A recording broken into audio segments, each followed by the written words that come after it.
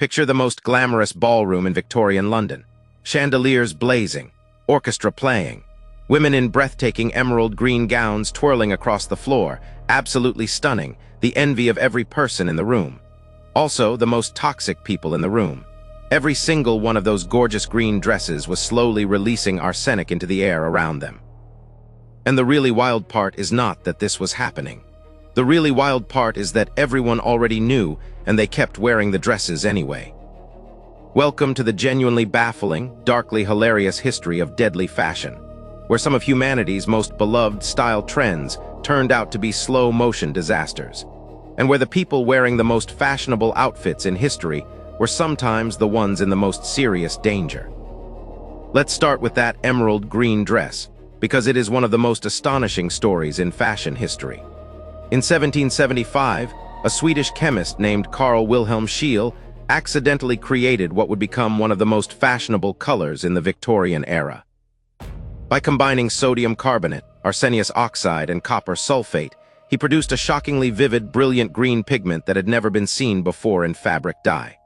The Victorians called it Scheele's green, then later Paris green, and they absolutely lost their minds over it. Before this discovery, green dye was muddy, dull, and uninspiring. Scheele's invention was electric, luminous, the kind of color that seemed to glow under gaslight, which happened to be exactly how Victorian ballrooms were lit. Demand exploded almost overnight. Fabric manufacturers used it, wallpaper manufacturers used it, toy makers used it, candle makers used it, artificial flower workshops used it by the bucket.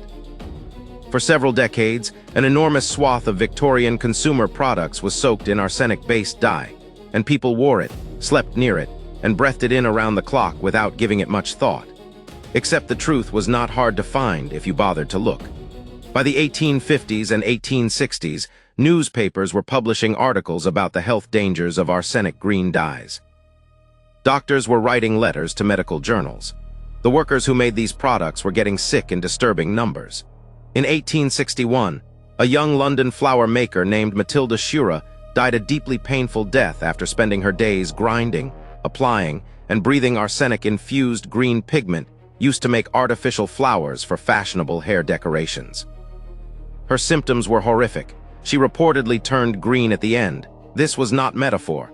Arsenic poisoning can cause a greenish tinge to the skin. Her death made the newspapers. There was public outcry. People discussed the danger extensively, and then they kept buying the green dresses anyway. Fashion scholar Alison Matthews David, who spent years researching this exact phenomenon for her book Fashion Victims, published in 2015, found something remarkable in her research. The danger was not a secret. It was openly discussed, widely reported, and publicly acknowledged. Yet the trend kept going for decades longer. Britain took 34 full years after Matilda Scheurer's death to finally pass legislation regulating arsenic in clothing. France and Germany acted faster. Britain kept arguing about it in Parliament while people kept wearing the dresses and the workers kept getting sick. Why? Because the green was extraordinary. Because everyone who was anyone was wearing it. Because fashion and social status turned out to be, in the minds of many Victorian consumers, worth more than the abstract risk of a slow, unpleasant death that might or might not happen to them personally. Sound like an irrational calculation made only by people living in a primitive era who didn't understand chemistry. Hold that thought. Now let's talk about the crinolines, because while the arsenic dress was quietly poisoning people over time, the crinoline had a much more immediate way of killing you. The crinoline was a wide, hooped underskirt made of lightweight steel rings that held a woman's outer skirt out in an enormous bell shape. When it first appeared in the 1850s, women actually welcomed it with genuine enthusiasm, because the previous version of the same silhouette required wearing up to 6 layers of heavy petticoats underneath. The crinoline cage did the same job with a fraction of the weight. Progress. Except those lightweight steel hoops created an enormous volume of airy fabric that billowed and swayed with every movement, and in a world lit by open gas flames, candles, and fireplaces in every room, that billowing fabric was not just beautiful. It was a fire hazard of extraordinary proportions. Women lost track of how much physical space they occupied.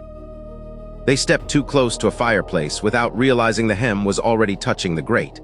They turned quickly while a candle was nearby. The thin, Airy fabrics commonly used for Victorian ball gowns caught fire almost instantly. By some accounts, crinolines were catching fire at an average of around 3 deaths per week in England during their peak popularity in the late 1850s and early 1860s. Total estimates for deaths and serious injuries attributed to crinoline fires across that period run into the thousands. This was not underground knowledge. The New York Times was running articles about crinoline fire deaths in 1858. Famous people were affected. The wife of poet Henry Wadsworth Longfellow died in a crinoline fire. 2 of Oscar Wilde's half-sisters died in one incident when a candle caught a dress at a party. These were not obscure, unreported events tucked away in medical journals. These were newsworthy tragedies covered in widely read publications. And yet crinoline sales kept going. Women kept wearing them, because the silhouette was fashionable, elegant, and entirely necessary if you wanted to be taken seriously at any social gathering that mattered. Now here is where the psychology gets genuinely interesting, and where this stops being just a story about people in old dresses making bad decisions. Fashion researcher Alison Matthews David describes the people who wore these garments not as ignorant or foolish, but as making a very deliberate calculation that will sound instantly familiar to anyone alive today. The social cost of being unfashionable, of being visibly out of step with the expected standard of dress for your class and status, was immediate, certain, and deeply real. The health cost of the arsenic or the crinoline was abstract, distant, statistical, and might not happen to you personally. Human beings, it turns out, are remarkably consistent about consistently undervaluing statistical risk and overvaluing immediate social consequences. We have done this across centuries and cultures in every era that has ever had a dress code. There's a third fashion disaster worth knowing about, and it comes with a literary twist: the hatters. Specifically, the Victorian hat makers who spent their working days using mercury nitrate to soften animal fur for felt hats. Mercury vapor is neurotoxic. Long-term exposure causes trembling, mood swings, confusion, and a characteristic jerky walk that was so common in the hat-making trade that it earned its own phrase: mad as a hatter. Mercury poisoning eventually became so associated with the hat trade that when Lewis Carroll invented his famous Mad Hatter character for Alice's Adventures in Wonderland, published in 1865, most of his readers understood the reference immediately. The connection between hat-making and madness was common enough knowledge to work as a cultural joke.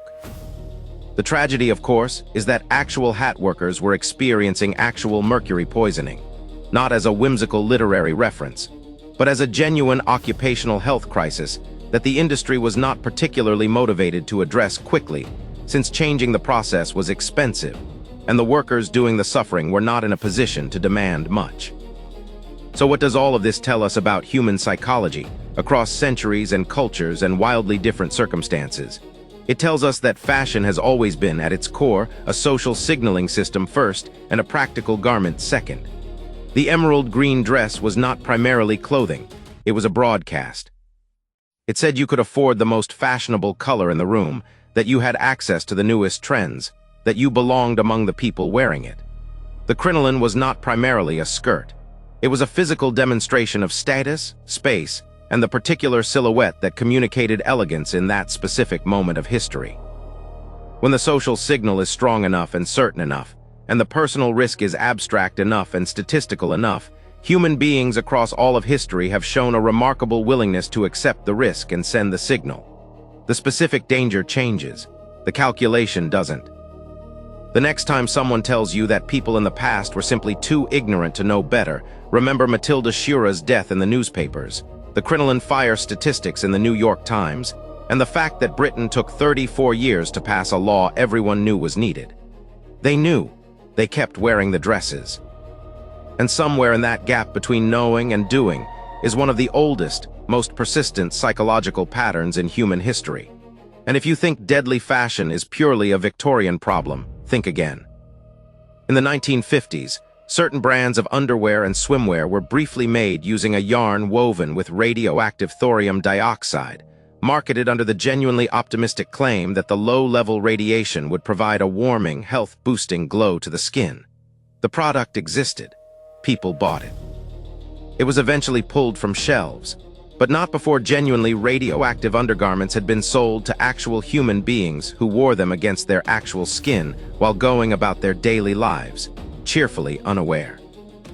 Fashion historians studying modern dress have also pointed out that many of the health compromises people make today for aesthetic reasons, from shoes engineered in shapes that cause lasting foot and joint damage to undergarments that restrict breathing and circulation, follow the exact same psychological structure as the Victorian crinoline and arsenic dress. The physical cost is real and documented. The social signal is stronger. So the trade gets made, generation after generation, in different clothes, but with the exact same ancient calculation underneath. The specific danger changes every century. The willingness to accept it in exchange for looking exactly right apparently does not.